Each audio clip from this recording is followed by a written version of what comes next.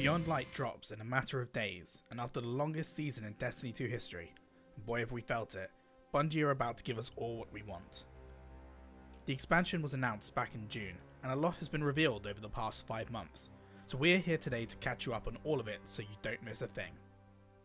As Season of Arrivals comes to an end, the darkness has arrived on our shores, and we are summoned to Europa by a distress call. Our Guardians reunite with the Exo Stranger, not seen since the vanilla Destiny campaign, and are introduced to new darkness powers known as Stasis, but more on that later. She is there with Eris and the Drifter as a form of anti-Vanguard after Zavala decided the actual Vanguard would not get involved. The Exo Stranger will be around for much longer this time than last, and will be our guide through Beyond Light. We then begin our battle with Eramis, the deadly Kell of Darkness who seeks to restore glory back to the Fallen and exact revenge on the Traveler for abandoning them. She has also been imbued with the powers of Stasis and is sharing it with her lieutenants. This sets the scene for Beyond Light, and what we expect to face in the DLC, but there will be more to find out November 10th.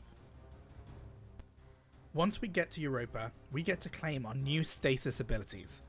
We are introduced to the darkness in the form of Stasis, and each class has a new Stasis subclass, which is loosely based off of an existing Light subclass. Behemoth Titans are based on the Arc Striker subclasses. Your Titan Super will see you slam into the ground with Stasis Gauntlets, sending shockwaves of Stasis crystals that freeze your enemies. You also have the melee attack, Shiver Strike, where you summon your Stasis Gauntlet, launch towards your enemies and smash. Warlocks get the Shadebinder subclass, based around Dawnblade. Their super, Winter's Wrath, summons a Stasis Staff that fires projectiles that freeze their targets. You can then detonate the crystals to destroy the frozen enemies. You can also use a miniature version of your super via your melee attack, Penumbral Blast. Based off of Blade Barrage, Hunters get the Revenant subclass.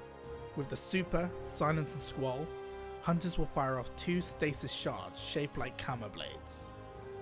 First blade will freeze enemies, and the second will shatter on impact, create a Stasis Storm that will kill off anyone remaining. But what's better than new subclasses? Customizable subclasses. In Beyond Light, Bungie introducing a new form of subclass customization through what they call aspects and fragments. Aspects can be found in the world, and when added, you gain new abilities. You can mix and match these abilities as you see fit. Many aspects can come with slots for fragments. Fragments allow you to further customize your Guardians, and can come with stat increases or even penalties depending on the ability. Aspects are specific to each class, but fragments can be used across all 3. So a good example of how all this works, let's say we have a Warlock. That Warlock finds an aspect called Frost Pulse, and that freezes nearby enemies when casting your Rift. Now when the Warlock then slots in a fragment, Whisper of Bonds, which grants super energy when defeating frozen targets. It has a -10 penalty though for intellect and discipline if applied. Europa is a brand new destination, rumoured to have been coming to Destiny since the first game launched.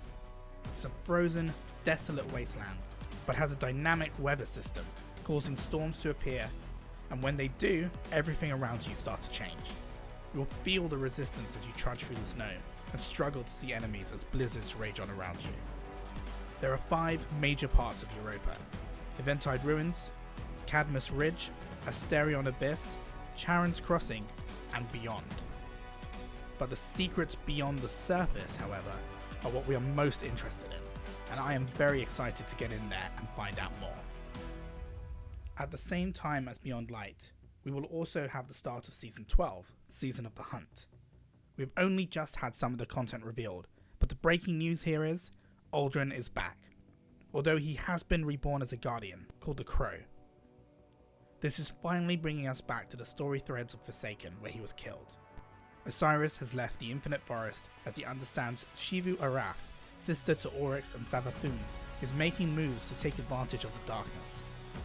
Shivu Araf is building up an army, and Osiris has enlisted our help. It does appear that we meet the Crow through this journey. He has allied himself with the Spider. This is about all we know about this coming season, but we will find out more come November 17th when the first story mission kicks off. Europa isn't the only destination we are getting in Beyond Light. As part of the newly founded DCV, the Destiny Content Vault, the Cosmodrome from the first Destiny is making a revamped return. We aren't getting full fat Cosmodrome, more semi-skim, but Bungie have said that over time they will add more to it to return it to what it was by the end of Destiny 1 Year 1. We are also getting the Will of Crow to strike back on November 10th, with the Devil's Lair and the Fallen Saber Strikes to come back in Season 13. The returning space is also going to be used in the New Light experience, where Kinderguardians will be introduced to Shaw Han, who will guide them through the experience. We're also expecting Destiny's original raid, the Vault of Glass, to return at some point during Year 4, reworked and retooled for our Guardians to tackle. However, it's worth mentioning on the flip side of all of this, that Io, Titan, Mars, Mercury and all associated content on those planets are being taken away out of the game to make room for the new shiny stuff. Bungie have shown off a boatload of new exotics so far, with each class getting 2 pieces of armor each, and we know of 5 exotic weapons, 2 returning from Destiny 1 and 3 new. No Time to Explain is the first exotic coming back and will be retuned. Now, precision hits on enemies affected by stasis will return ammo to the magazine. Stack this effect and it will also summon a portal that will fire additional bullets from alternate timelines of the weapon. Cloud Strike is a new exotic sniper rifle that generates lightning bolts when you land precision final blows. Rapid precision shots will summon an entire storm. We have a new exotic sword called the Lament. Block with the sword to rev up its engine and then use your heavy attack to shred through enemies and barrier shields. At its peak charge, it will also heal you when you are damaging an enemy. Salvation's Grip is a stasis-powered grenade launcher. You fire stasis crystals projectiles that freeze enemies.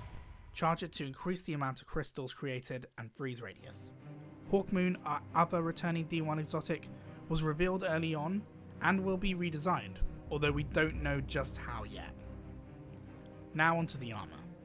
Titans start off with Icefall Mantle, exotic gauntlets that swap your barricade for an overshield. They also get Precious Scars, a helmet that provides them and nearby allies with an overshield aura when getting a revive. Hunters will get the helmet, Mask of Baccharis, which will enable them to swap their dodge for a long-range shift ability, sort of like a standing blink. Athris's Embrace are the arms that will grant hunters a second ricochet for their weighted throwing knife. Rapid precision hits gain a damage boost and can stagger enemies. Finally, Warlocks begin with Dawn Chorus, a helmet that allows them more damage from Dawn Blade projectiles and cause enemies to burn on contact. We end on Necrotic Grip. Warlocks can use their melee ability to send out a wave of poison that corrupt enemies with increasing damage over time.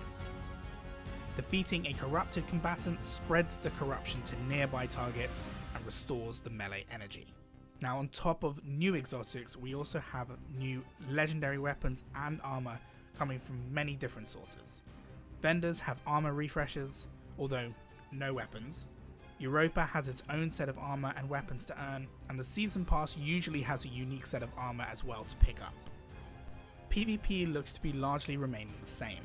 The meta changes will bring a fresh feel to your loadout at least, but we've not heard or seen of any new or even reprised maps or modes.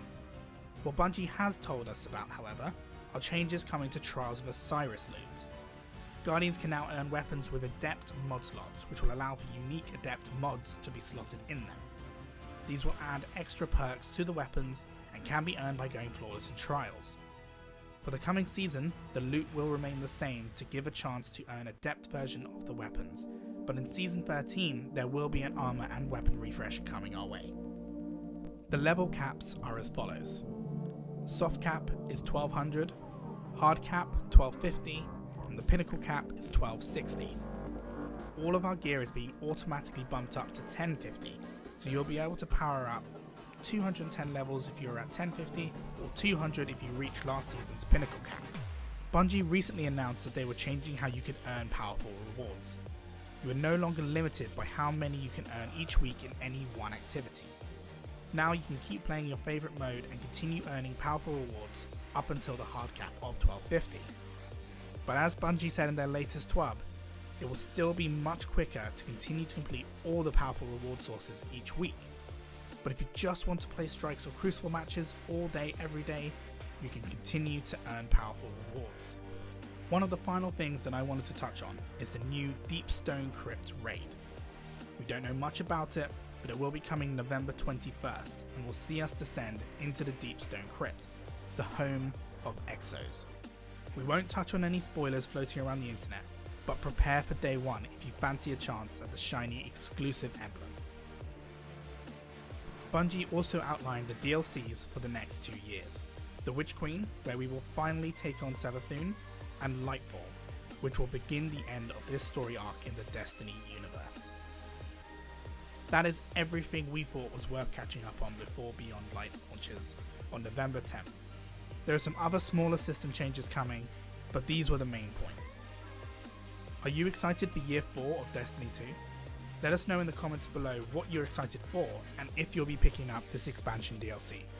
Don't forget to subscribe and like the video. We'll catch you next time.